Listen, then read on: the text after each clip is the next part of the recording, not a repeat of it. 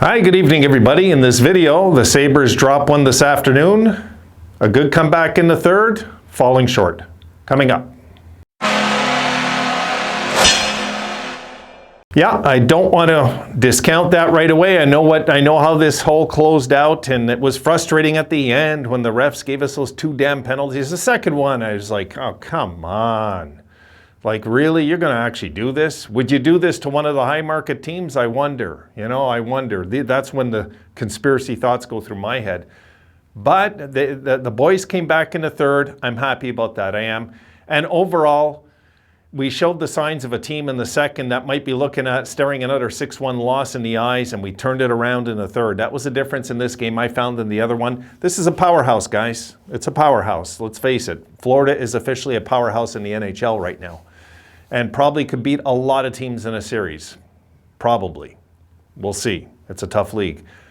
But the way we came out in the third, the way we rallied, and then to have that chance of at least pulling the goalie in the last minute taken away from us really frustrated the hell out of me. It did. It did. And but I'm grateful for the comeback in the third. I am.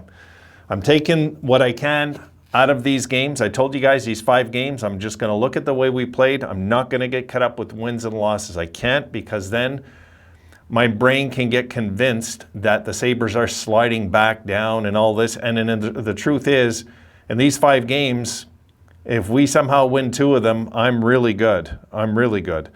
So we will see how we reply in the next game, because we got them again. We got them again. So we will have to see how that all pans out. We got Carolina, though, first. And once we get through Carolina, it's on my daughter's birthday. I didn't even realize that tonight. Yeah, we got Carolina on the 5th. And we'll take it from there. And then next thing you know, we got Florida again before you know it. So anyway, let's worry about Florida next time we play them. We got Carolina, we'll worry about them. Okay, let's look at the numbers, talk about it a little, and I will try not to bore you. So here we go. The face-offs in the game, pretty good. Sabres had 53% today to 47. That's pretty good when you consider who they were, They were 1 for 3 in the power play, and we were 2 for 2. And we did it when we needed to, so that was a good sign too. Here's one of the morals, though, guys, of the moral of the stories. They had 28 hits, we had 12. This has been going on all year. I've talked about this before. No point in talking about it. They're one of the better hitting teams in hockey. They took the body to us in the first period right away, not to let us have any tempo, if you noticed. And still, we managed to play a pretty damn good first, even though they were laying the body on us. They had 8 blocks, we had 6. They had 10 giveaways, we had 9. Shots in the first, 10-9 Buffalo. Shots in the second, 22-8 for Florida. And the Sabres did their hibernating thing in the second again. And in the third, 11-9 Sabres. For the game, 40 for Florida, 29 for the Sabres. And looking at the game as a whole, if I was to, I love the play of Samuelsson today. I mean, there's some positives, guys. And you know what? Tokarski played pretty damn good, really. He did.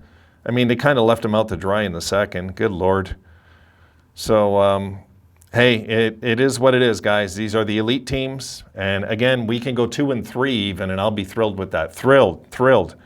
We're not there yet. Let's hope we don't go 0-5. That's the main goal in all of this, is what can we salvage against the elite teams in hockey at this time of the season when they're going to be on their game, all these teams, and against the champs to close out that 5-game stretch before we go to Toronto. So we'll see then.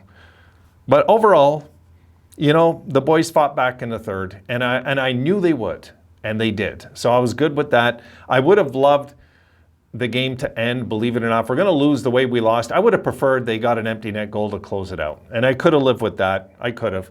It bothered me that the refs decided to close the game early. That bothered me. I didn't like that at all. It bothered me. But guys, I am not one to blame refs in hockey games. I'm just not. It's not my thing. So I'll leave that there for now. And yeah, I was frustrated at the end just because I wanted I wanted the excitement of the game. I wanted to see this go down to the last minute. You know what I mean? And the refs took that away from us by that second call. And even the first call was suspect at best. You know, the officiating in this league, guys, was so much better when I was a kid. It was so much better with the older guys. You know, D'Amico and all those guys. It was so much better than this young crew that we have now. They're just not as good. They're never going to be as good. They're not. Why? They don't have the experience. They just don't.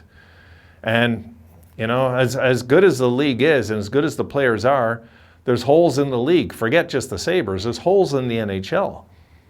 You know, I mean, you guys seen it. I mean, the ref was right there. If we weren't allowed to challenge, that goal wouldn't have counted. And you seen it. He was pushed right in, and then the goalie came into him, and it wasn't like he was like interfering with the goalie. And one of the refs had a clear view of this, you know, but they had to override his call. It's like, you know. Anyway, the officiating is in the NHL is about like this. I give it like a C. It's no better than that. They make a lot of mental errors night after night, those guys. So hopefully they can fix this before it costs another team a Stanley Cup eventually. And, you know, as for the Sabres, I don't want to get too into 99, but I get it. They sent out a memorandum to teams, guys, in 99 that if the puck was going forward and then you were in the crease, it counted, you know. But shouldn't you, like, let the fans know? Like, you know, so there's not all this crap after, you know, and so on. And anyway, that's just, you know, that's history now. There's not much we can do about anything right now except tomorrow and stay in the now. But my God, I was frustrated today, as you can tell. I was. So, but overall, happy with the boys still, even though they slept for a period in this game. They did. They went to sleep. They fought their way out of it, which they didn't do last time Florida was in town. That night, we just couldn't seem to, like, shoot ourselves if we tried. I mean, it just, everything that could go wrong went wrong that night.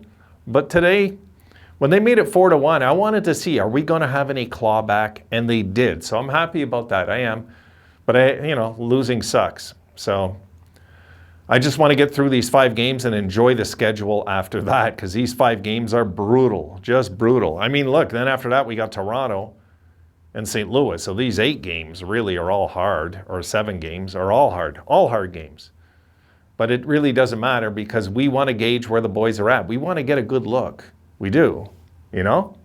And if we can somehow play 500 in that 7-8 games. Let's say the next 10 games, if we can go 4-4-2 or something, whatever it is, if we could do that, we have salvaged a decent season, considering our payroll, what we knew we had in our roster before the year started, the miracles that we've seen in 4 games, I can say now, counting the 4-0 comeback. You know, it's not so much the miracle games, but those were the must-win games. If we were going to, on the season, look at them, the 3 we would have pointed out right away in order, right, would have been Vegas, Heritage, RJ. We would have easily pointed to those 3 games for any of us. And they won them all in regulation. And we, in the middle of all those emotional wins, we did the biggest comeback since 1989. So it's been a good run with these guys. Let's not get discouraged. Let's not get negative. Let's, you know, we're with them. We got to be with them. They're part of who we are as people, you know, so we got to support them. That's our job as fans, not complain. No. You know, the main thing that we want to do is support. You know, you can't complain about things in life. It doesn't change anything, you know. But if we support and we stay united and see what happens, guys, we might have a good close to the season still. So we'll see. You know, it's only 1 game today. But I was frustrated how it ended. That bothered me. It still bothers me right now. And I said, I'll do a video tonight. I was too ticked off at the time. And it's been a rough week, as it is for me with sleep and everything. But I'm going to just enjoy the fact they came back in this one. And I'm going to see how we react against Carolina. You know, this is going to be a real tough challenge again. This is not going to be pleasant. But we have the 06 thing in the air still, you know, and that's something the fans, you know, that I know it has nothing to do with all the guys on these teams right now, but for me, it's one of those things, it's still a revenge thing in my head when we play Carolina. It still is. So I'm hoping the boys take that one. We'll see. It's going to be one hell of a tough game. This is another hard-hitting squad. This is a team that's very disciplined. They can run 4 lines at you. Goaltending, well-coached. You know, there's so much good on this Carolina team, guys. You know, all you got to do is go look at the regulation wins, and that says it all. To me, that says it all. They don't need extra time to win. They win in regulation, this team. So we'll have to go at them then. All right, guys, that's it for this one. I'm going to make another video, and I'm going to call it a night. Get back out there and play doctor to my little girl, and I'll see you in the next one.